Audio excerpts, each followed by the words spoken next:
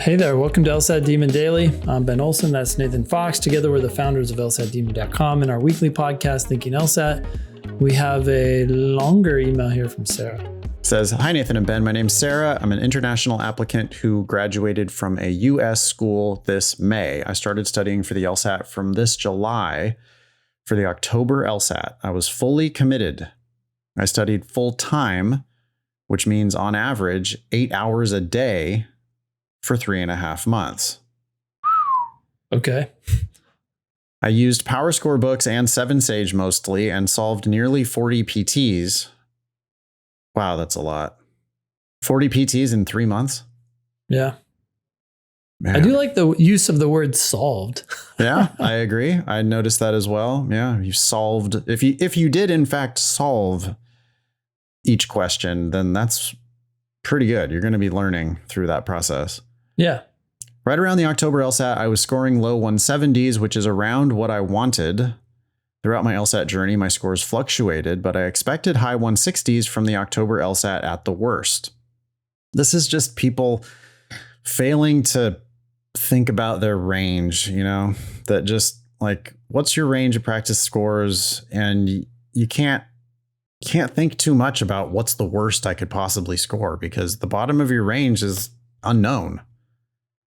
And so is the top of your range.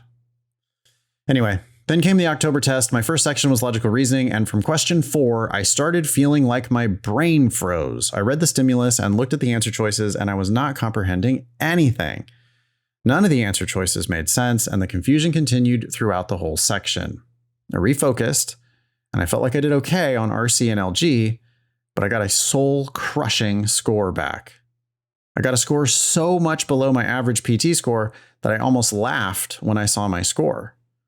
I'm a very driven and dedicated student, so I gave everything to the LSAT. So getting that kind of score really hurt me and left me really confused. Especially, I knew that LR was my weakness, so I did many drills and countless reviews, and yet that's where I messed up. Apparently, on LR. My test was undisclosed, so there's really no way to find out where and how I messed up. I tried to maintain the best mental and physical condition, so I'm not sure if it was because of burnout. Now I'm just guessing that I did my LR really badly, worse than usual, and RC and LG were not so great either. So you're really speculating there. I mean, we don't know how you actually did section by section. Still in pain since the score release. I feel like I can use a month-long break from the LSAT and also, luckily, have an opportunity to do so. But I'm not sure if taking a month-long break from the LSAT is generally a good idea, since I will have to put a pause on the flow and restart. I guess I'm afraid that it might take too long to get back into study mode. This worries me since there are only 3 more international LSATs left in this cycle, and I will only have to take April and June 2023. That's left in this cycle, I guess. I mean, but surely that's not the last test in 2023 for international applicants, is it? Doubt it. That's the last one on their current cycle, but they're going to continue to offer it internationally. Anyway, would you recommend taking a break? ? My goal is at least mid 170s. Is it possible to reach that in 6 months? Given that I have scored in the 170s before. So, Sarah, you're just doing way too much. I mean, I think there are signs of problems here from the very beginning, right? Like, I think she planned on taking the October test. She's studying 8 hours a day.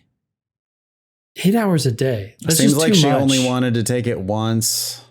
Yeah, and so it built up all this pressure right into October, and I think that's why she froze in the LR section.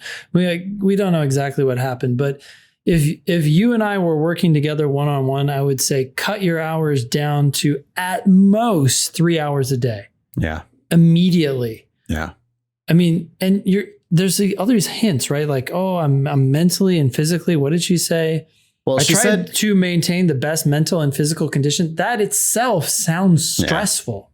Yeah. Like, oh, I'm going to do everything right. I'm going to eat, carrots for breakfast, and I don't just whatever. Like, yeah, it's you just can too still much. be burned out, even if you're, eating healthy, exercising, sleeping well, all that stuff. You can still be burned out on this test. I mean, Yeah.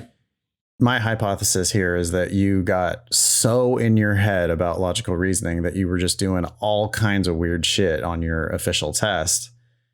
And what you should have been doing is just solving one question at a time, like you did on those 40 practice tests, and just get as close as you can get to the correct answer, pick it, and move on. Giving the test so much weight. Yeah, being on a crazy you're giving regimen. yourself, yeah, and 6 months, like you the built-in assumption there is that you can't accomplish this goal unless you give 6 months. And dear God, you might give up 5. You might only be able to do 5 months because you're going to take a month-long break. That's assuming the test is this astronomical thing. It's not. You could go in there tomorrow and score 175. You've done it on your practice tests. There's no reason you can't do it tomorrow. You just have to completely shift your mindset. Just start thinking about it as a thing that you are good at. You need to get swagger. Exactly. Yeah. You have scored in the 170s. So you could score in the 170s tomorrow, but you've also scored in the 160s. So you could score in the 160s tomorrow. And it sounds like maybe you didn't give us a number, but maybe you scored 150 something on your official test, which means you can sometimes score in the 150s. Those are all numbers that are within your range, Sarah, and you're really hurting yourself by making so much out of the official test and the results from the official test. You're not treating it like it's just another practice test. You're like, thought that you knew exactly what you could score on the day of the test. And you're just like had this weird floor for yourself. You don't know. There's randomness.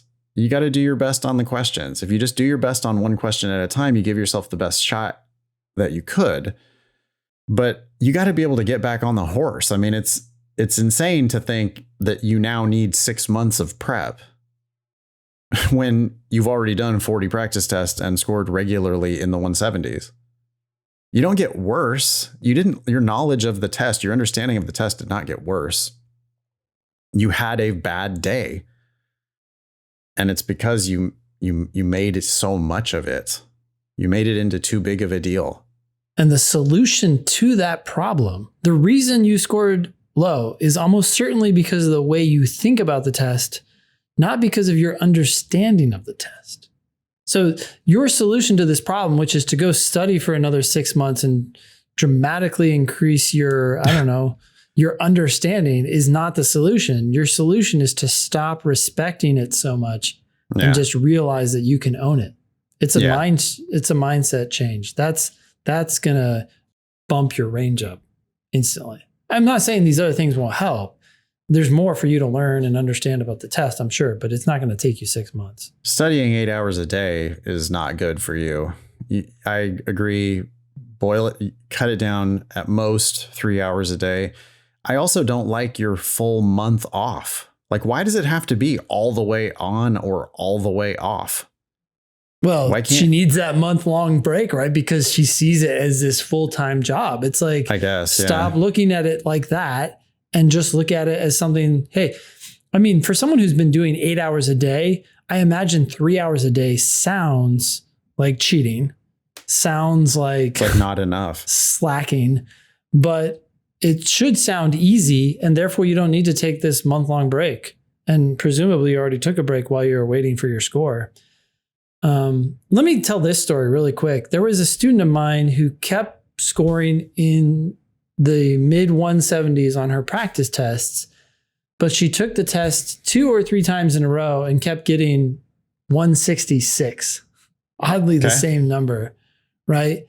And she's like, I'm done. I can't do this test on the official day. I can't score in the mid 170s. I think she'd even gotten like 180, maybe once or twice in her practice tests. Okay. And she said, I'm done. I quit. And I said, okay, look, please, that's fine. You don't have to do anything else, but please just sign up for and go take the test. At that time, it was 2 months away. Go take it. So all I'm asking for you to do is to commit 5 hours, 6 hours of your life. Yep. But otherwise you can be done. Yep. And she said, fine, I'll do that. But I don't want to do anything else with the LSAT other than that. Yep. And she went and she got a 178. She did nothing for 2 months. Yeah, And that's it's like, probably not and the she had best thing. Well, Sorry, it go was ahead. good for her. Yeah, it was good for her. And there are better ways, right? She could have Right. studied a little bit leading up to that. Keep the mental muscle flexible. But for her, she had been doing something similar, not 8 hours a day, but something similar where it's like she's doing almost a test a day or something crazy. And I kept trying to tell her to cool it, and she didn't listen. And eventually she quit. It's like you said, it's all or nothing. Right. And it's like, can we come somewhere in between? And at least for her, it worked out. Yeah, that's And then she couldn't stop talking about it.